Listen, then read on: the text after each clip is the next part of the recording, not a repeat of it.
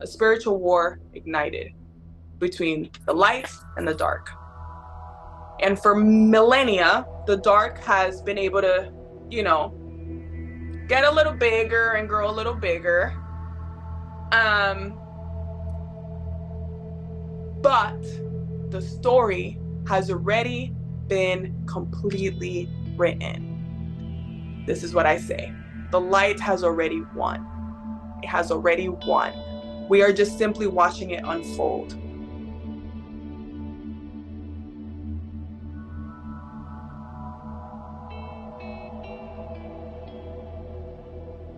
Wow, wow, wow, wow, wow.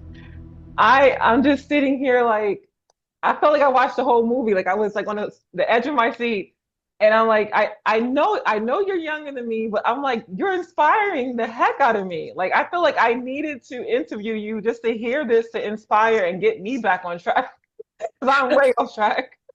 But my goodness, like what what I what I've noticed is every now and then, like I'll see an NDE of somebody who tried to attempt suicide, and I know for sure when I saw your previous podcast, I was just looking like I am so glad she's here. Like, what was she thinking?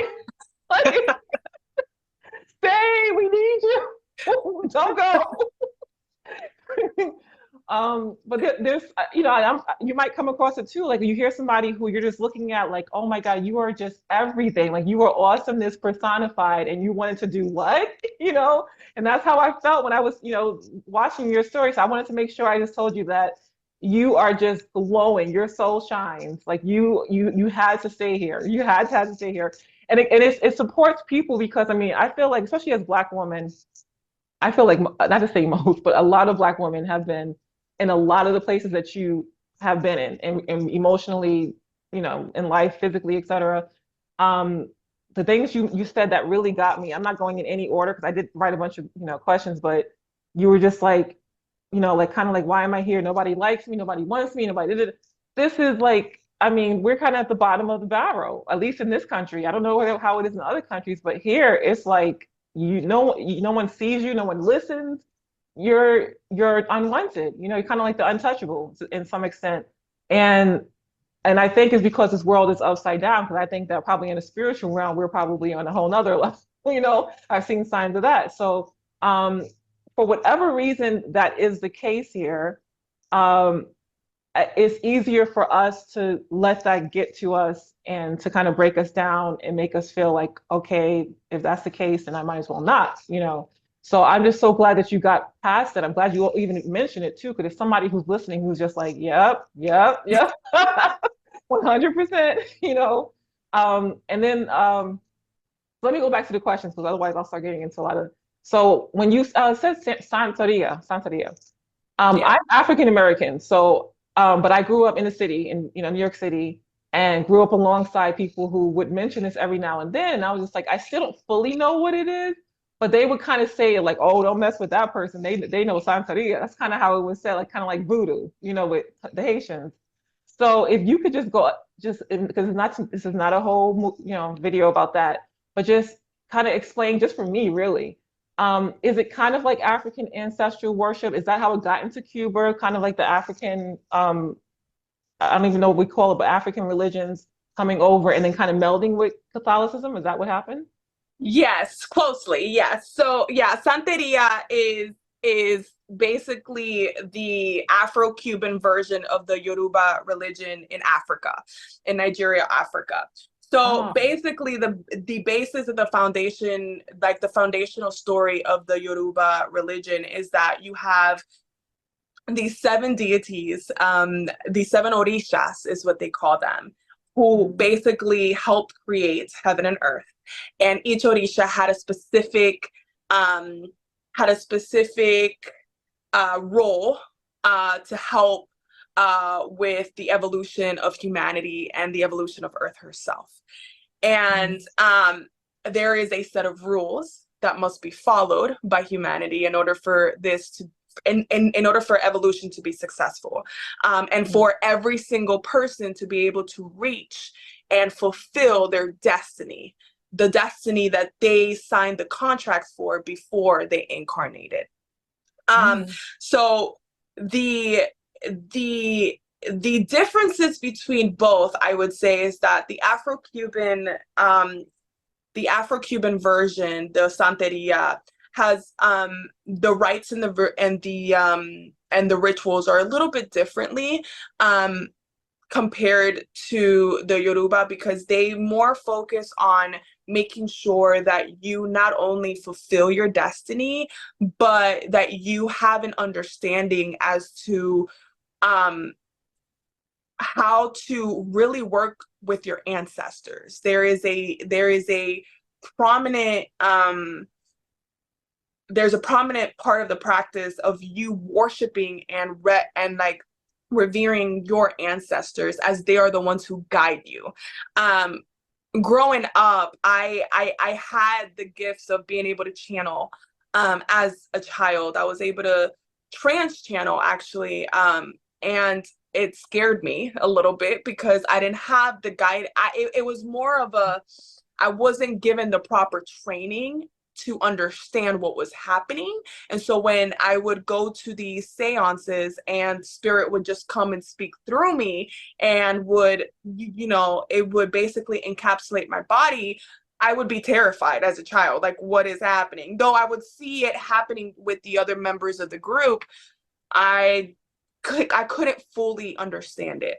And so it made me a little scared. So I closed myself off at the advice of my parents, for they didn't want people to take advantage of me as a child because my gift was so strong and so powerful.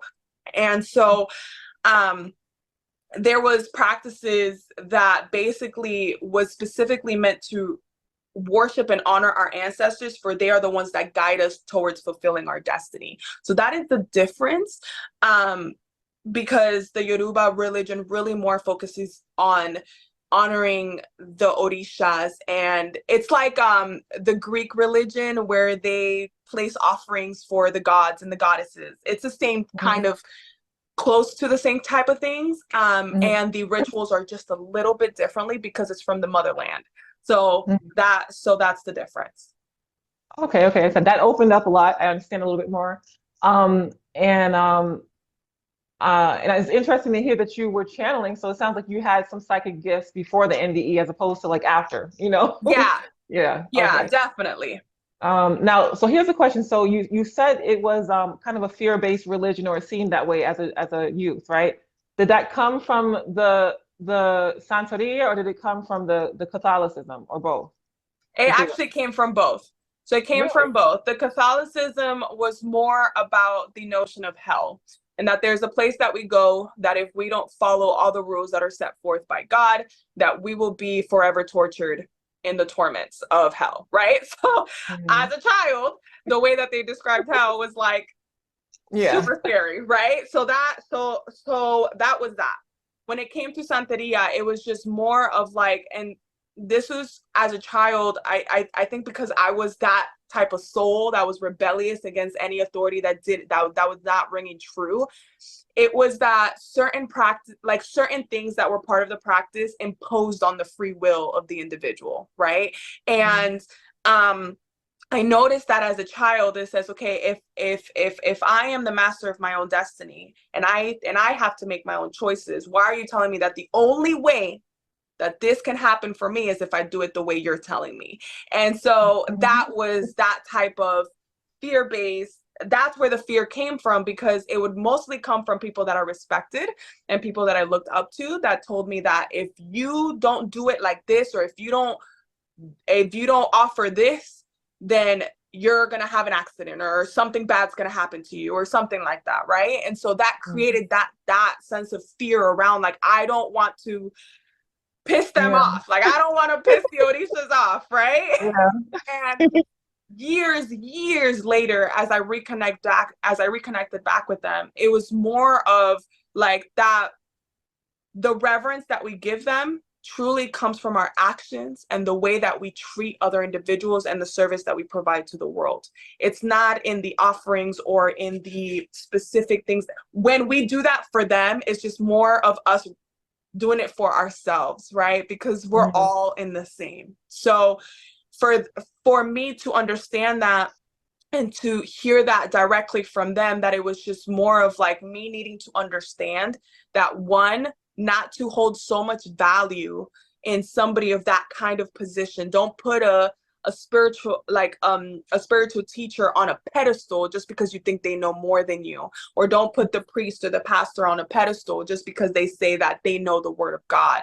And so that was more of the lesson that I was learning as a child, that I just did not need to believe everything and hold a sense of discernment, which as a child, I did not know how to do that. As I got older, as an adult, I was able to understand, okay, I can hear the wisdom from the words, and then I discern and choose for myself how I am going to apply that within my own life. Does that make sense? Yeah. Yes, yes. And just before going out of the whole religion thing, I'm just curious. So, how has your religious beliefs changed? Like, where are you at now in regards to that? Yeah, yeah. So, being a curious person as I am, when I Mhm. started my as I had my spiritual awakening back in 2019, I decided to really focus on learning as much as I can from other religions, because I just could not accept that Catholicism and Santeria was the only way in life. And that I wanted to understand why this person believed this and why this person believed that. So I decided to study all different kinds of religions. And I at least understand the fundamental philosophy within each of them. And what I came to the conclusion is that they're all basically saying the same thing in a different Mhm. way. They're all speaking the same language, just in a different place. Like, for me, what I understand now, my spiritual beliefs, I am a spiritualist. I do not say that I am Catholic. I do not label myself as a santera. I do not label myself. I simply just say that I am a spiritual being having a spiritual experience. And within this experience, my beliefs in this moment is that all religions have a truth in them. Mhm. And at the end of it all, the whole purpose is for us to listen to the inner guidance that leads us to having good morale, to making good choices, to being in service to humanity, to not hurt, to demonize, to to put down another person or another soul who is also doing their best in every moment. So basically, the wisdom that I learned is to have compassion, Mhm. to do your best, and to love yourself for it, no matter what the best is in any moment. And that all religions is one religion, Mhm. because it's Yes. all one thing. So those Yes. are my beliefs now. Yes. And it sounds like not all, but a lot of NDEers come back with that same understanding. And a lot also even just say the golden rule is all you need. Like just do unto others, you know? So yes. So the other big thing, so part of the reason why I wanted to interview you is because I feel like this particular topic, removing ourselves from this existence and the repercussions of that is a big thing that people are still talking about. It's one of those things that on any NDE, chat or YouTube video, you see all these different comments because people either have somebody in their life who did it and they're just wondering, okay, are they okay? Or they grew up in the like, with Catholicism where it's like, no, you're done. If you do that, forget it, or just all these different stories. And a lot of us, you read enough of these stories, most people don't really want to fully be here. Like you get some people who get where you got and you learned it, like, why am I here? And you figure it out. But a lot of people just get stuck in the actual day-to-day grind and then just let it take over, let this realm just take over them. And so even if they haven't tried it, they've thought of it, So it's something that touches everybody, no matter what, in some way, shape, or form. And I think it's a discussion that's going to continue to happen. But you do hear some NDEs where somebody is a Catholic, and because they had that belief, they go straight into some kind of hellish experience or realm, and they are experiencing some major crazy stuff. And I saw one video of a woman who says that she's a medium, and I had a lot of questions about this. This was very disturbing to me. But she's saying that it was all about suicide. And she said that she was seeing all these people who had committed it, and they were in like these different types of like limbo type situations where they're just waiting, waiting. And I've heard that several times, where it's like because you haven't finished your karmic whatever here, and you haven't finished with your soul group and they're still kind of working things out or playing things out, you have to kind of be in a waiting room or a waiting space. So I guess one of my questions is, have you heard of that before? And then why, and the other question is, why do you think that, given, because you really had the framework for somebody who could have had a hellish experience, but you saw the light and you felt the love. And why do you feel like that was your experience? Yeah, I've definitely heard of that before. I've had my share of learning about other NDEs too. So I definitely have Mhm. heard that, which is why it made my experience much more unique for me. And I believe, one, that the reason why my experience was a little different is because one, I went into the suicide attempt with the already with the desire already wanting to be accepted into heaven without Mm. having any fear or doubt in my mind that I am going to heaven. Mm. And I think that is the reason why I opened myself up for my passageway to be that of light.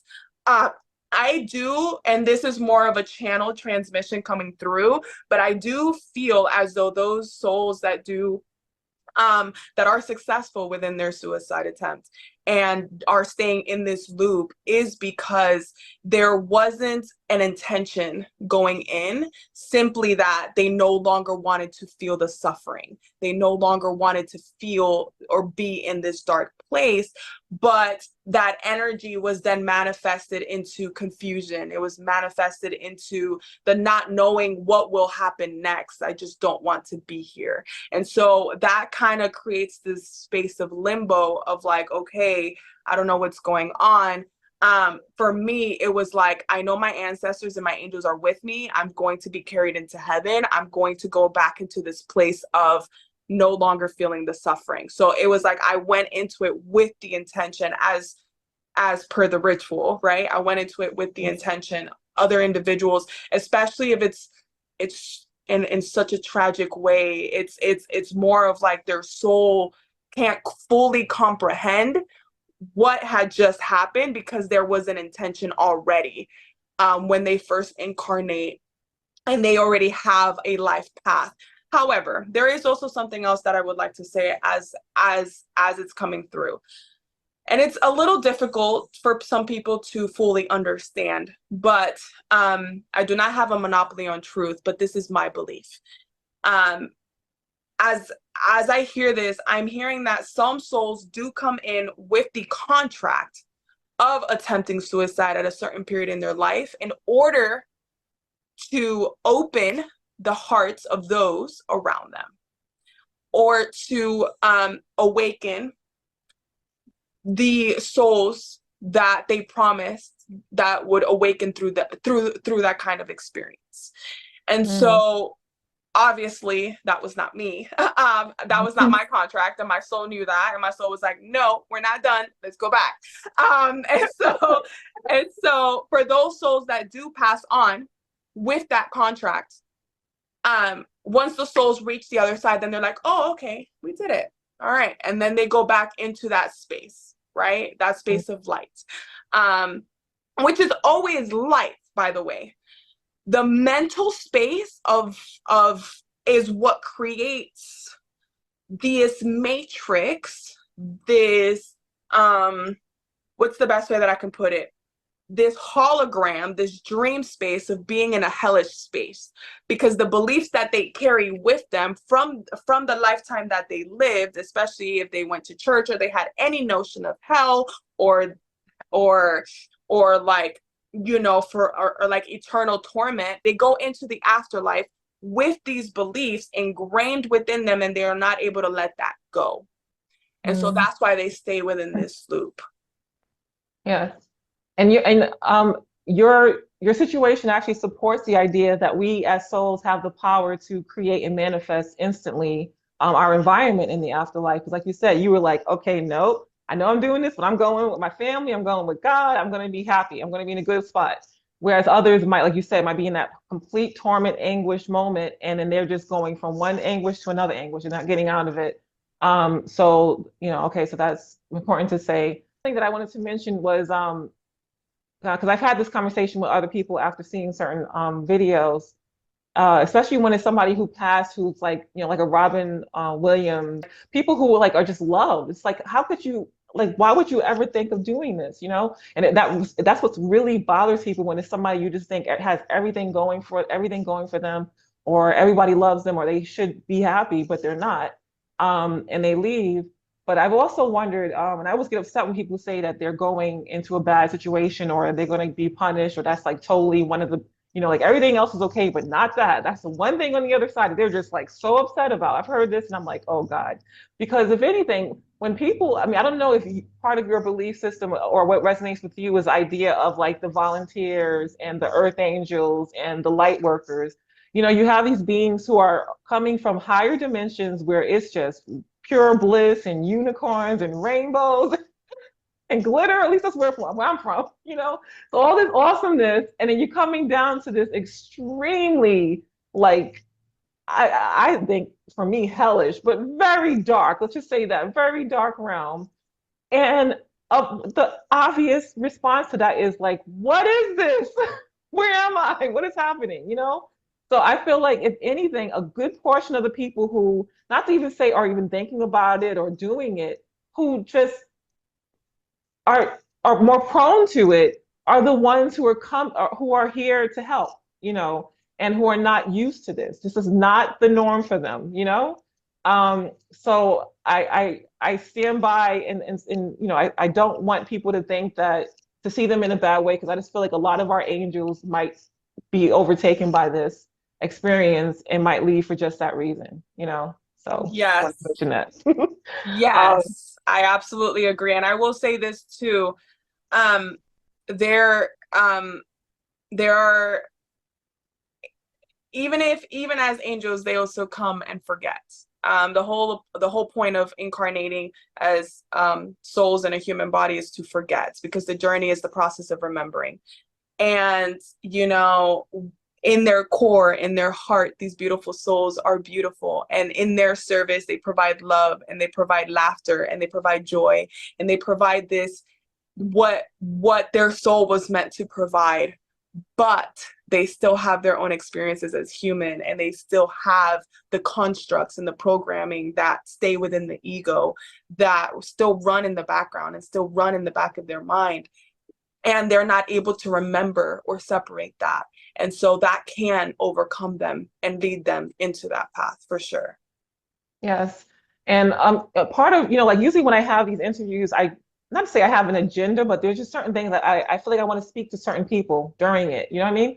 I feel like it's both of our job to kind of, speak to certain people during this. So obviously, clearly, the people or persons who are in situations like myself or yourself, being a Black woman, or younger people of any color who are dealing with very traumatic or just non-ideal childhoods, which it sounds like most of us on this planet. Like, I mean, you watching those shows and people are like, I had a bad childhood. I was like, it's rare to hear somebody who was like, I had a pretty good childhood. I hear it every now and then, but it's very rare. There's Yeah. always something that people are just like, it was a little off. But I've also heard stories or watched NDEs where they said that on the other side, it became clear to them that you're like kind of from the 0 to 18, like the time that you're in the space of your family, a lot of it is just rehashing or clearing out past life karma or something like that. And it's not until you and I kind of liked your story for just that reason, because it sounded like as soon as you got to the point where you were independent, you were like, wait a minute, I don't have to live like that. I don't have to hold on to any of those kind of, no, I can do my own thing now. It's like you literally kind of just started over, like erased the whole blackboard and said, okay, who do I want to be? And I think that part of your story is so important for anybody, any like younger individual who is going through that, kind of coming out of all the darkness of whatever life was put on them by who raised them, and is still feeling that and still in it and can't even think outside of it. First, us to let them know that there is something beyond that. If you hold on, you can get to something outside of that, and you can create your own life. And like I said, everything you said was so inspiring. But I just want to really stay on that point so that it's very clear to them, no matter what you're going through, there is a point where you can get your freedom, however that looks, and make and create your own life. And that it might even be why we're here to see, hey, take these cards. What can you do with them? How awesome of a hand can you make, for this poker game? You know? Um, So I want to talk about that a little bit, or you to talk maybe it's a little bit more about that. One girl, this is a YouTuber who said pivot. The pivot is so important.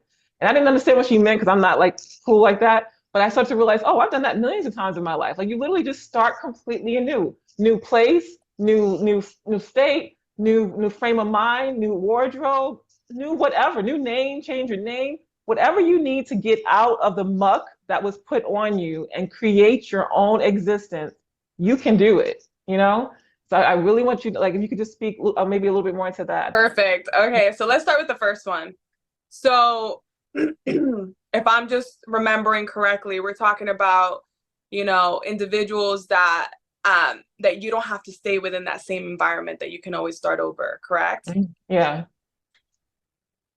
One thing about growing up living in a sheltered, dysfunctional family was that I always felt like I was stuck. Like there was no other way of life. There was no other way. And when I was given that second chance and I moved out, what I, the taste of freedom ran deeper than just my physical environment. I started to understand that what I really truly wanted freedom was for my soul, is for who I really was, and be able to be free to express myself in that way. And I just want to say that for those who are living in in a place where you feel stuck, where you feel like there's no other way out, or you feel like this is what you got, I want to invite you to remember two things, okay? And this is more of like some remembrance codes, because you might not understand it now, but one day it'll ignite, okay? First things first, you as a soul chose the family that you came to have this experience in. Therefore, you chose them because you wanted to learn certain things so that your soul can grow and expand. And in that knowing, the first step truly is that you have to forgive yourself for choosing to have these experiences when you didn't know how they could actually affect you. So that's first things first, because the thing is that as a child, and even right before I had my spiritual awakening, after my NDE, I blamed my family. I blamed the people who bullied me at school. I blamed my teachers who didn't like me. I blamed, the person crossing the street that honked at, I don't know. I blamed everybody. I blamed everybody for making me feel the way I felt, for my life going the way it was, for me not feeling happy, for me not being able to be who I truly was. I blamed everybody. When I came to the notion of the understanding that I chose this whole entire experience, and in every moment I get to choose how I'm going to live this out, that became such a moment of empowerment for me, because then I realized, oh, okay, the reason why my dad did what he did is because I wanted to learn this about myself, so I could learn what truly it was to be worthy, to feel worthy, to know how worthy I am. The reason why I wanted to experience my mom treating me this way is because I wanted to learn how not to treat other individuals. I wanted to learn compassion. I wanted to learn how to be confident in myself. I wanted to learn these different things. The reason why I had this type of relationship with my sisters, because I wanted to learn this. I needed to learn this as a soul. I needed to learn this because possibly in my past lives, or in my ancestral lineage, which is something else that is a whole nother thing, or within my ancestral lineage, somewhere along the line, one of my ancestors basically chose to do something that deeply hurt another soul. And in that way, I said to my ancestors, I'm going to take this on. I'm going to learn from you. I'm going to have that same experience. I'm going to be given that same opportunity to experience what you experience, and I'm going to choose different so I can transmute that. And let's heal the entire ancestral lineage from that trauma, from that wounding, right? And so first, knowing you chose the family that you grew up with. You chose it, which means that you also chose the experiences. And now that is very hard depending on the type of circumstances that you grew up in, yes. I'm not neglecting it. I had some real traumatic experiences growing up. And it was very hard for me to accept that when one of my mentors told me you have to forgive yourself and you have to forgive those around you. I'm like, but it lets them off the hook. Like, no, it's not fair, right? But Yeah. eventually I ended up realizing that, yes, they've taught me so much. They taught me so much. And not only that, now I know not to bring forth into the next generation that comes through me, through my womb, through me, regardless. Does that make sense? And in that way, I am the one who broke the cycle. I am the one who did that. And because I Mhm. chose to do that. And Yeah. so there's power in forgiveness, and the ultimate lesson in the spiritual path is forgiveness, because in the process of remembering you have to forget, and in the journey of forgetting there's going to be a lot of things that are going to happen Mhm.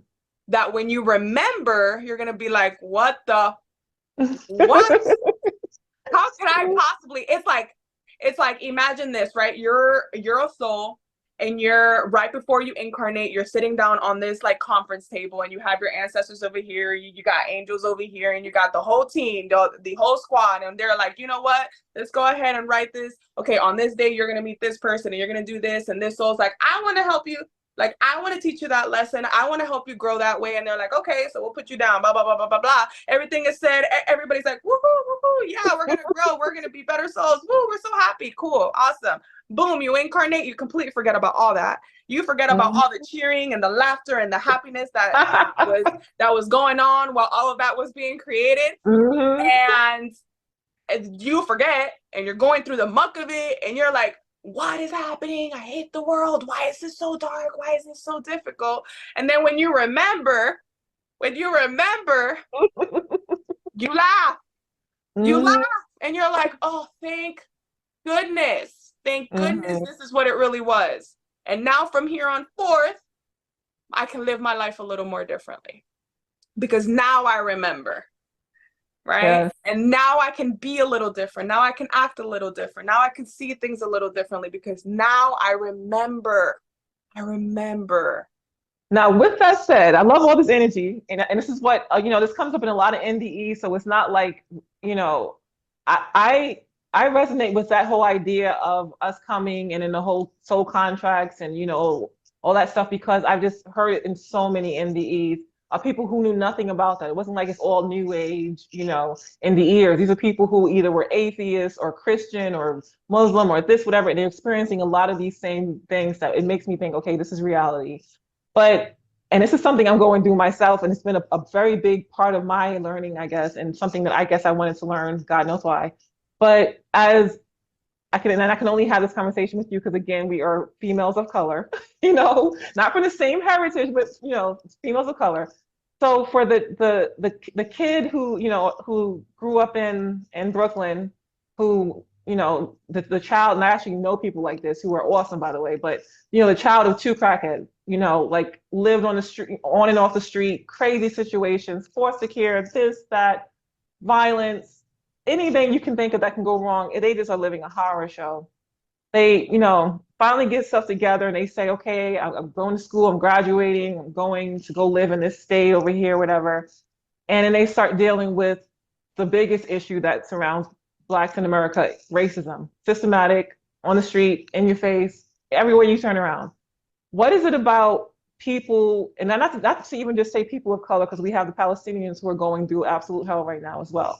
So the underdogs, the minorities, the groups that are not the leading or the leading group wherever they are in whatever time frame. Let's not even keep it in this time frame. Let's get big. Let's talk about thousands of years ago. So if you are a part of that group that is just completely disenfranchised and it's just like it seems almost impossible. You might even be a slave. Like just imagine that.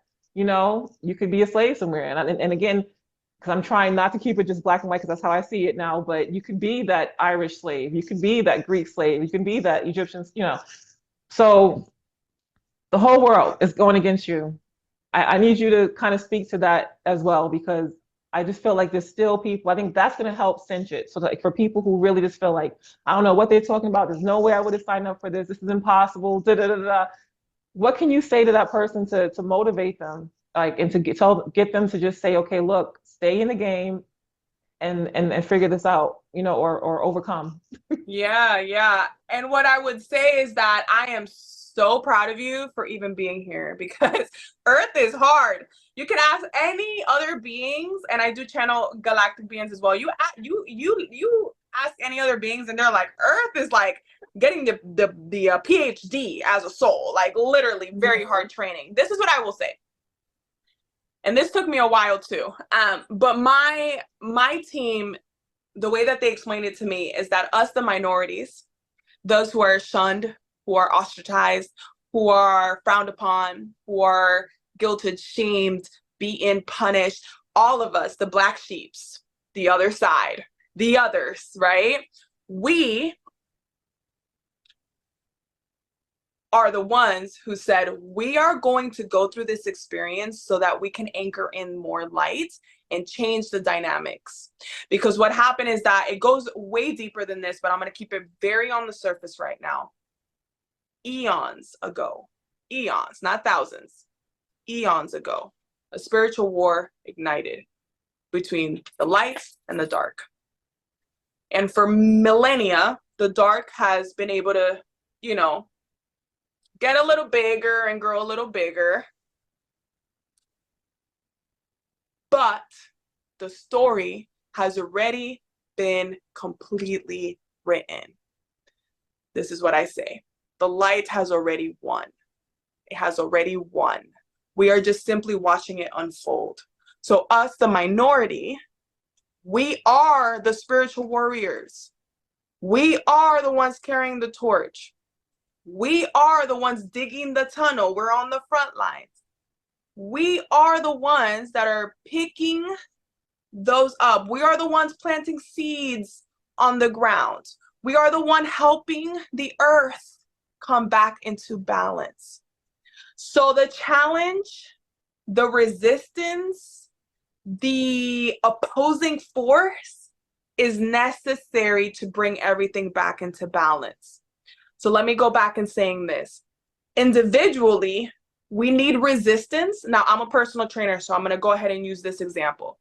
We need the resistance in the gym in order to build muscle, in order to grow, in order to change and transform the anatomy of the body, right? We need the resistance and the constant level of adequate stress, right? There needs to be a balance for that to happen.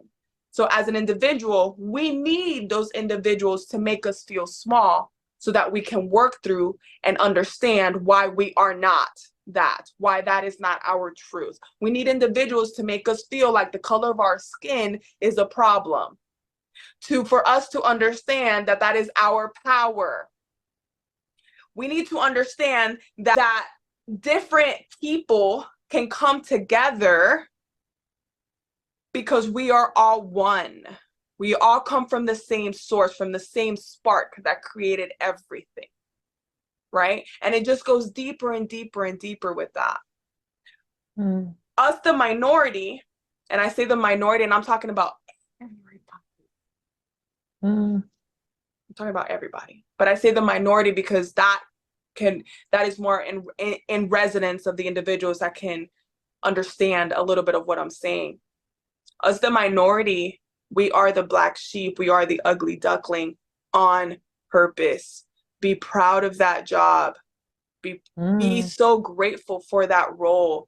Be grateful and just know that you are being honored by all of your ancestors, by all of the angels and all of the beings that are out there, because they know that you are the one that is helping to change the trajectory of the future.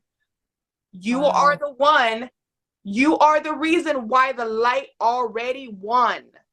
You are the reason why the story ended the way it did. They already know that, and that is the reason why, because of you.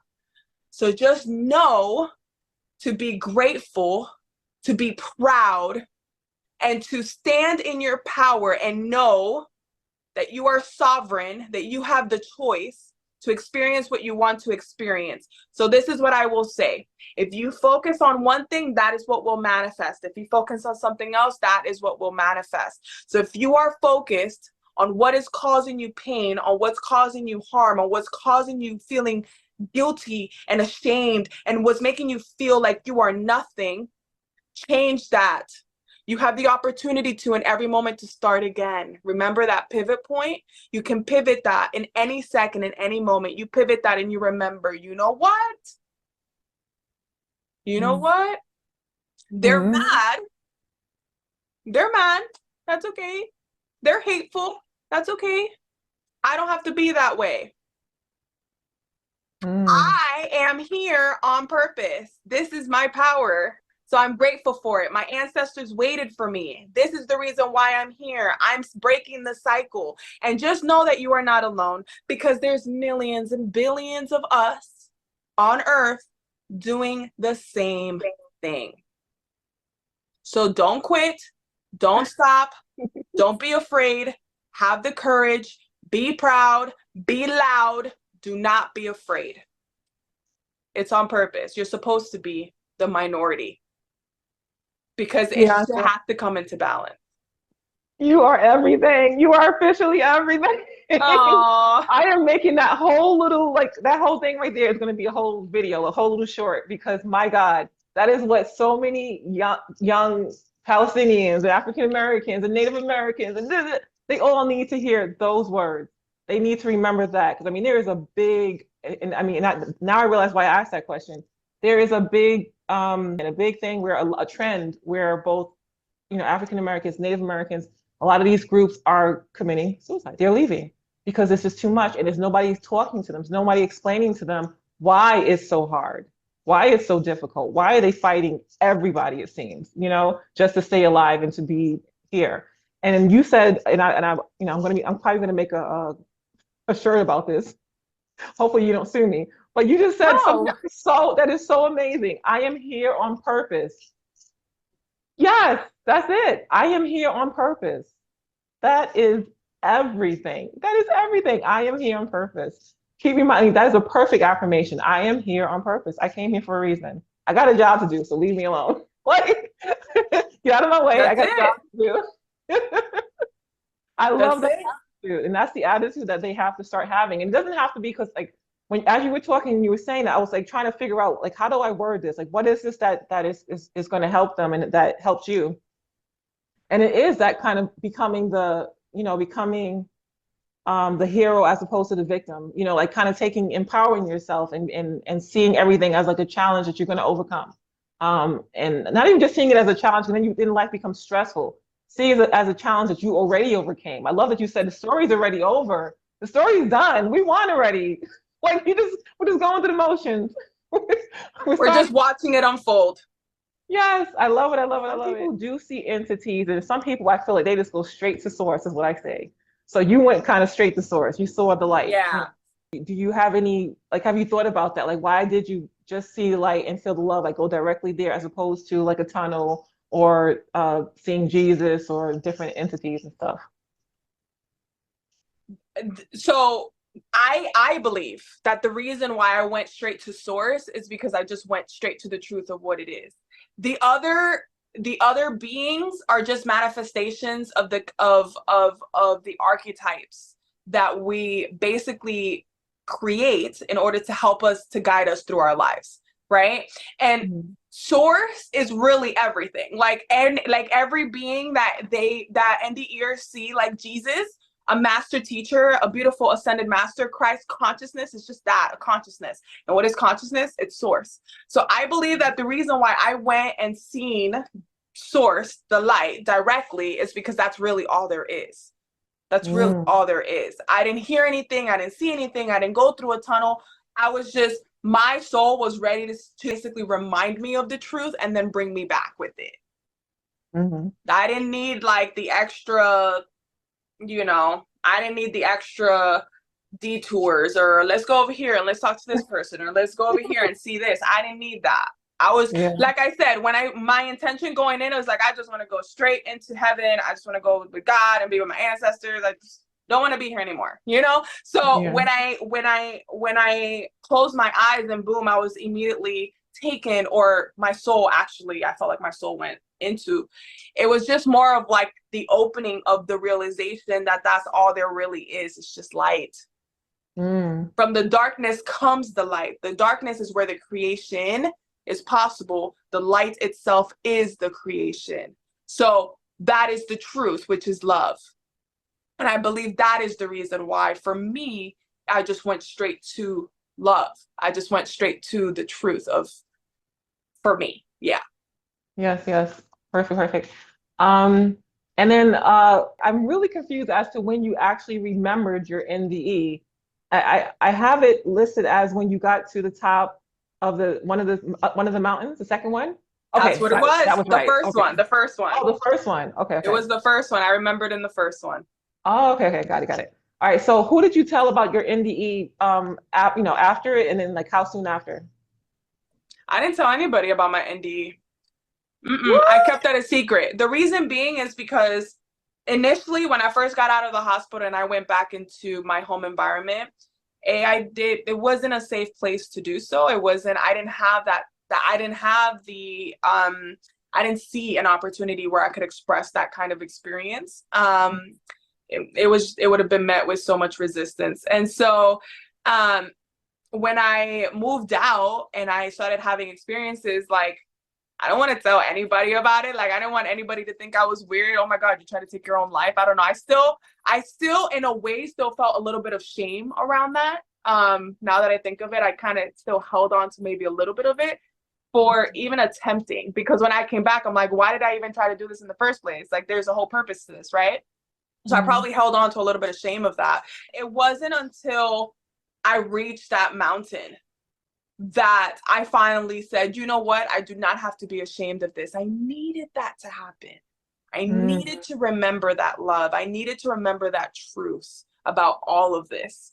And then from then on, I started telling friends, and I started telling, little by little, I started telling individuals. I started telling individuals a little bit about the experience. Like, I was like, yeah, so I did this when I was 18. And they would be like, what? Are you kidding me? Like, what happened? I wouldn't go into too much detail because, like I said, for me, it was extremely short. I was there for apparently 3 days. I was asleep for 3 days. But for me, it oh, was like in an instant. For me, it was yeah. like I saw the light, boom, I felt the love, and that's it. I was back. That's literally what it felt like for me. Mm, And then, like, so I wouldn't really go into detail too much with people that I would say. To be honest with you, Lamont, who I did the podcast interview with, is the first person that I actually went into that much of a detail within my NDE. It took me that long. what? And you're my second. Yeah. Two good people. Lamont is good people. Good people. Like perfect first time for you for in the NDE. When you said that you felt peace in the psych unit, um, do you feel like it was the actual environment and people there? Because generally people would probably say like that's the last place I would feel peaceful if, just whatever. But at the same token, I feel like well, let's just say what I feel like, and then you tell me what you think. But I kind of wonder, was that the residual energy from being with God, like that? Because people say that a lot after NDEs, they might have a whole year. God bless them, a whole year of having that love feeling just surrounding them. So do you feel like that was something coming from your ancestors or God or the other celestial, or do you feel like it was environment? Like where did that energy come from? I would say both. And the reason being is because I definitely felt the residual energy of feeling that love and feeling like I could feel my ancestors with me and the angels.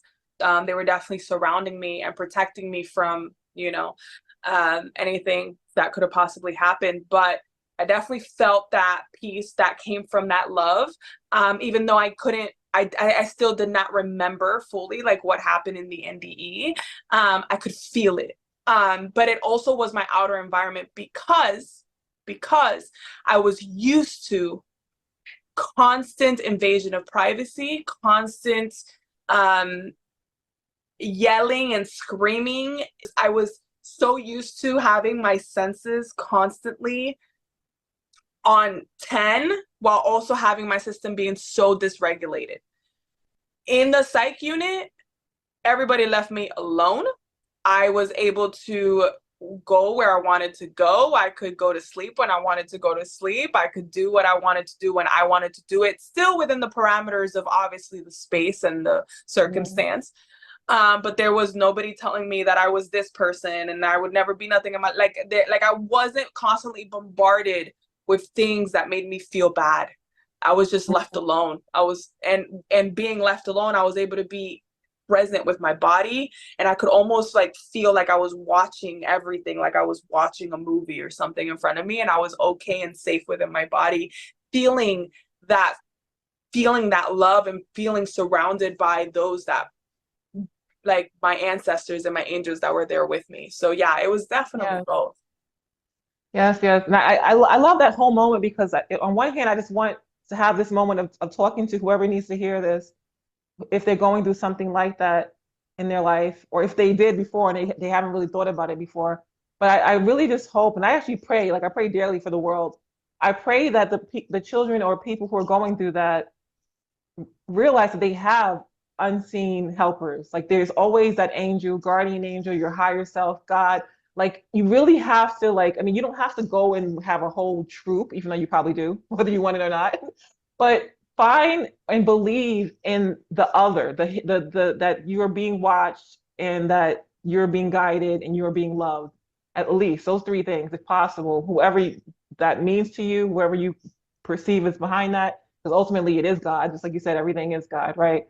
But just have that so that you can that will help you get through the hardest times of this experience, you know. So I just love that you had that. Then the other thing that got me when you were talking about the hibiscus, the red flower, like I see a lot, especially now in my I've been lucid dreaming a lot. I actually feel like maybe my third eye is opening because I see things a little bit more visually. So when you were talking Okay. about the red flower, I kind of saw it and I was like, oh, that's beautiful. Uh, But I love that you heard the voice that said, oh, you feel the peace, right? That is the peace that you deserve in every moment. And I love that whole moment. First up, who do you think that was, right? Who do you think? I mean, because I'm sure you guessed. I mean, I know you don't maybe know, but who do you think it was? And then what does that mean? Like, what does that mean for somebody? Like, I don't even know how to word this, but I just feel like it's important to talk about this a little bit because we're in a place of entropy and chaos and madness and evil and darkness. Oh my God, why am I still here? But we're in that right now. And it's telling you that this is the peace that you deserve in every moment. Do you think it's possible for us to really, truly have that peace in every moment? And talk to the Palestinian. Like, say, if a Palestinian happens to watch this video, somehow they get electricity. Are they allowed to have that peace in every moment? And how can they get that peace in every moment? Absolutely. No, I definitely know it was source because at the end of the day, everything is source. It's always God. Mhm. I felt it as it definitely felt more like a woman's voice. I would say it was my higher self. Um, but I will say this, yes, it is definitely possible. In that moment, the peace that I felt was in the knowing that I was okay. That was the peace that I was okay and that I will always be okay and nothing will happen to me that I don't allow. I will always be okay. No matter what happens, I will always be okay. And that was the peace. And I say this to anybody who sees this that may be going through a very turbulent and very tumultuous time in their life where they can't possibly fathom how that is possible.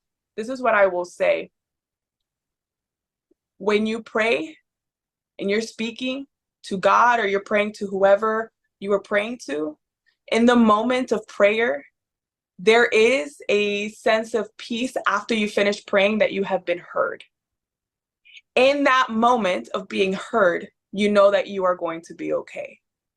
If you just distinguish how that moment feels for you, that is peace. And if you can just remind yourself that you are able to feel that peace by trusting, not just believing, trusting against all odds that you are always protected. Even to those who are in war zones, if you are in a war zone right now and you have souls around you that are leaving and you have stayed, because you are meant to. And the moment itself has been challenging, very hard. Yes. I can't even imagine, because I can't speak to that because I haven't had that experience myself. So I can only speak from a place of compassion and empathy from what I've seen and heard. You are able to still feel that peace, knowing that it's going to be okay. Everything happens in cycles. This is not going to last forever. This is very temporary. I don't know how temporary. I don't have that timeline, but I will say this, whatever it is that you're going through in your life, it is very seasonal. Just like Mother Earth, just like nature around you. Let nature teach you. Nothing stays the same forever. Change is inevitable. It is part of life. And that means that it's going to change. Your current situation, the current challenge, the current circumstance that you are currently going through is going to change. And if you trust that you are okay, it's always going to change for the better, because you are manifesting in that trust that it's going to be okay. And therefore you are going to manifest better. If you continuously in your mind believe that this is going to drag on forever, that this is not going to change, that you are stuck with this, or that or if you stay in that, why is this keep happening to me? You are going to manifest just that. You're going to manifest what you believe in your heart to be true. So if you believe in your heart that there is no end, that there is no way out, that there's no solution, that there's no other way of living but in the suffering, then you are only going to manifest more experiences that validate that truth for you. But I invite you, and I say with all the confidence in the world, because of my own experiences myself, that is not true. That is the illusion. You're not in lack. There is abundance, which means that you will always be okay. If you trust that you are okay, you are going to manifest okay. And not just okay because the universe likes to show up and show out. If you say, I'm going to be okay, this is all okay, the universe is like, girl, yes. Boy, yes. Sir, yes. Ma'am, yes. I got you. I'm going to show you how good it actually can get. Wow, wow. I love when you said manifesting in the trust, because I was already kind of thinking, I was like, yes, she's getting okay, yes, yes. And it really is that 100%. I'm not even going to even delve into it more. Manifest in the trust, 100%. I totally agree. Um, so the other thing that I love that you said was what is meant for me, when you were talking about your childhood. So and we don't have to go into deep into this because, like I said, we probably have to start closing down. But it's a lot of things you said that I thought were just awesome. But I just want to mention and kind of just bring it back again so people remember that that is so important. Do not believe that there is something meant for you based on your childhood. Do not believe it unless it's something good and you want it to be meant for you. If it is something negative, do not for a second believe that it is meant for you. You create your own future. And it's the reason why you're even here. How good can you make this experience? You know? Absolutely. Absolutely. I will say this too. The whatever it is that you may feel as though the adults, the people that we looked up to, the people of authority that have told us that life is supposed to be a certain way, that you're supposed to live a certain way, you're supposed to be a certain someone, that you're supposed to always feel the trauma and always have to deal with the underlying wounding of childhood experiences. Let me just remind you one thing again. You have the choice. You've always had the choice from the very beginning, since the moment you took your first breath. And even before that, you've always had the choice to choose for yourself what is true for you and what your life is going to be and look like, period. So yes, in any moment you can say that is no longer true for me. Nope. I do not accept that for my life. That is no longer true for me. You can also say simply as simple as like, I was labeled as this person. But you know what? That no longer rings true for me. I was shamed for acting this way. But you know what?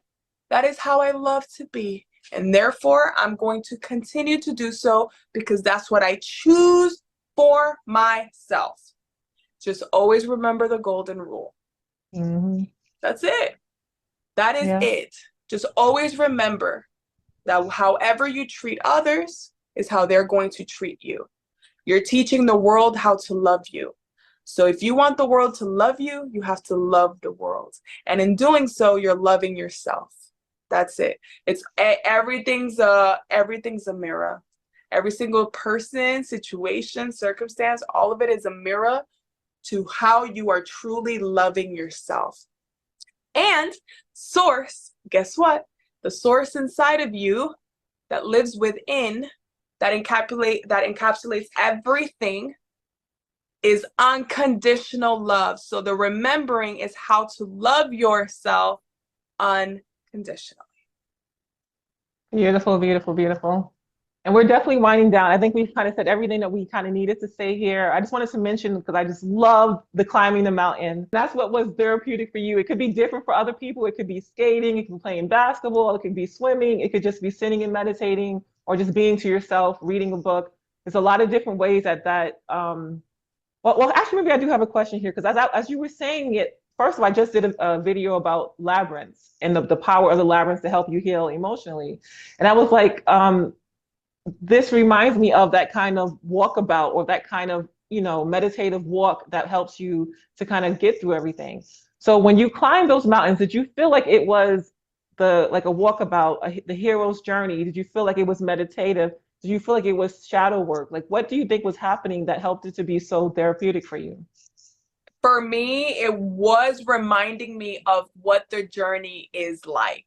It was definitely a hero's journey for me climbing that mountain. The shadow work came way after. The Okay. shadow work came already when I was ready to do the work. Okay. Mhm. No, that came way after. It was definitely the hero's journey of reminding me of when you start naive, you start as the fool. So I read tarot. And so it's basically the fool's journey. The hero's journey is the fool's journey. You always start as the fool, as someone who's naive, as someone who's excited and ready to start life. And that's like as a kid, or for me, I always say that I started over when I came back. So for me, when I moved out, it was like, I was excited, I was naive, I was just open to all the experiences. And then I started to climb, and then boom, my foot slipped. And I had to hold on to something else. I was like, "Ooh, close call." Okay. And as I kept climbing and I kept climbing, I kept climbing, boom, I missed like 2 steps and I tumbled about a couple feet down. I'm like, "Oh my God." And I started to get bruised up and I started to be like, "Oh my God, can I even make it to the top of the mountain?" And I'm like, "You know what? I said I would, so I'm going to keep going." And so as I kept going, there were times in which the branch would snap and I would fall again and I would go even deeper. And I'm like, "Oh, I got to keep climbing. I got to keep making it. Why is this so hard?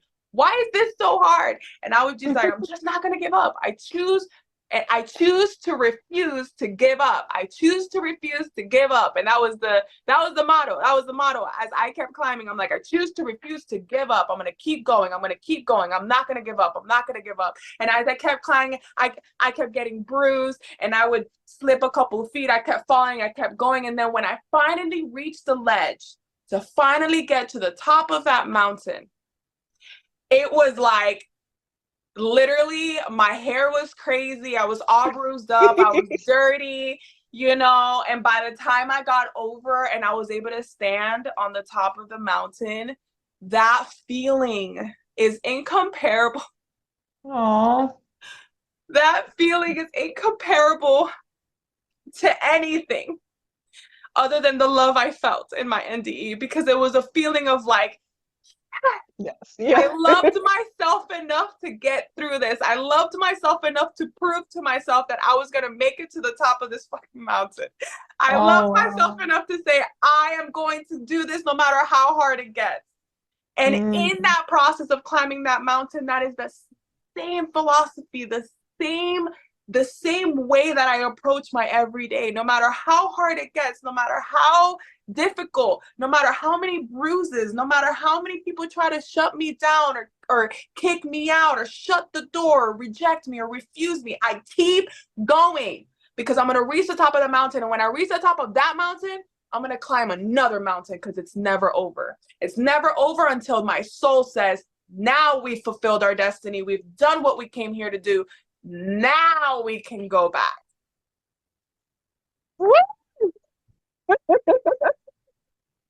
Goosebumps, tears, everything. Bianca, you are life. You are everything. I love you. I love you. I love you. I love you. I'm just going to say it. It's weird. I'm going to say it. I love you. You're everything. I am Thank you. so I love glad. you I'm too. so glad you decided to stay because we need you. We need you. We need you. We need you. We need Thank you. you. Thank you. Thank Thank you. you. Oh wow. So goosebumps. All right. So I'm gonna close down because I feel it. But I'm going to say anything that we have not said that you want to say. If you want to talk about any kind of services that you're doing or ideas you're thinking of so that you can help people and how people contact you. So just close up with everything. Yeah, sure. So the last thing that I want to say is that you are your own hero. Don't expect anybody else to save you. You do that for yourself, and you're gonna see how sweet it tastes. Just saying. Okay, Mm. so that's the last thing I'm gonna say about that. The second thing is that yes, in the process of my spiritual training, I've definitely opened up to be able to provide my services as a spiritual guide, as a spiritual healer. So I definitely have worked with different divination tools to help people get clarity on different aspects of their life that they're needing. And I've also offered ancestral alchemy, which is basically healing ancestral lineage to help kind of get them back on track and remove what no longer is needed to be worked through. And they can now start to take that journey for themselves and work through what's for them to work through, not for their ancestors. So I do offer those services. I am currently working on a program called the Badass Alchemist, which is basically a program that teaches all of the modalities in order of how to alchemize and take full control of your story. And be a badass at it. And that's the reason why it's called Badass. But I'm still working on that program. It's going to most likely launch next year. So it's just a little preview on that.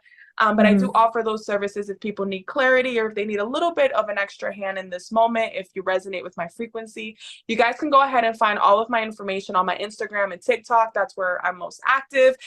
Divine Soul Alchemist. Divine.soul.alchemist. You can find me there. All the links, all the free resources. I have a bunch of free resources there. And you guys are always welcome to email me, DM me, message me. I always love responding and connecting with all of your beautiful souls. So that's it for me. Oh, oh, thank you, Bianca. Thank you, thank you, thank you. I feel like I hope we helped each other in this conversation in certain ways. I feel like I definitely got some inspiration from you. And I feel like we really touched on some stuff that's going to help people. I just, oh my God, you are everything. Stay with us. Please don't go ever again. Don't even think about it. Never has crossed my mind once. Good. I have too much life to live to even think that it's over for me. If anything, when it comes to that time where the soul's like, all right, we're ready, I'm like, are we sure? Like, just a little more, maybe. More things, more things. Love you, love you, love you, love you. I send you so many blessings, so many, so many, so many blessings, and so much gratitude. I thank you for having this experience and sharing it. My God, thank you for sharing it. And I really feel like you're gonna help. You're gonna help a lot of people. You are, without question. I send you so much love, sister. Thank you. Thank you so much, Haji. Thank you so much. All right, all right. I'll let you get to your day now. Okay. Bye bye. All right, bye bye.